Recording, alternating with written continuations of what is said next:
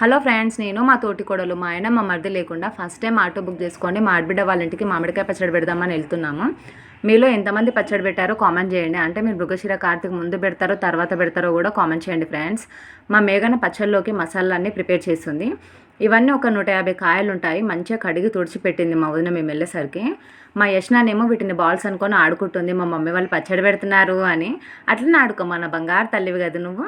నేనేమో పెద్ద ఈతలో పోయి అక్క కాయలనే నేనే కట్ చేశాను అన్నాను, కానీ ఒక్కటి కూడా కట్ అవుతలేవు నాకు. ఇంక ఇట్లా కాదులే అనేసి మా ఆడబిడ్డని అన్నీ తీసుకొని కట్ చేసేసింది. గంట సేపట్లో 150 కాయలు రప్ప కట్ చేసి పెట్టింది. ఇవన్నీ మంచిగా ముక్కలుగా చేసుకొని పెట్టుకోవాలి. దీంట్లోకి కారం, ఉప్పు, ఆవపిండి, మెంతిపిండి, జీలకర్ర పొడి, వెల్లుల్లి పేస్టు, పళ్ళు నూనె ఇవన్నీ పోసుకొని మంచిగా కలుపుకొని పెట్టుకోవాలి. ఇలా కలుపుకున్న గిన్నెలోకి వేడన్నం, కాస్తంత నెయ్యి వేసి అలా అలా కలిపి ఒక్కొక్క ముద్ద మాకు అందరికీ పెట్టింది. ఆహా, స్వర్గం, అమృతం, ఎంత బాగుందో. మనం ఎంత ఎత్తుకు ఎదిగినా కానీ అమ్మను ఆవకాయని మాత్రం జీవితంలో అస్సలు మర్చిపోవద్దు.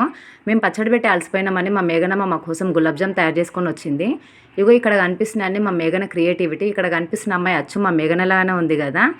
మా అన్న మేము వచ్చిండని చికెన్ తీసుకొచ్చిండు. అక్క నువ్వే వండంటే ఏ వద్దు, మేము కారం ఎక్కువ వేసుకుంటాం, మీరు వండుకోండి అని అన్నది.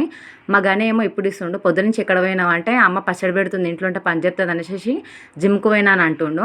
ఇంకా చివరిగానైతే వర్షం పడుతుంది. వేడి వేడి అన్నం, వేడి వేడి చికెన్ వేసుకొని తినేసేసి వచ్చాం ఫ్రెండ్స్.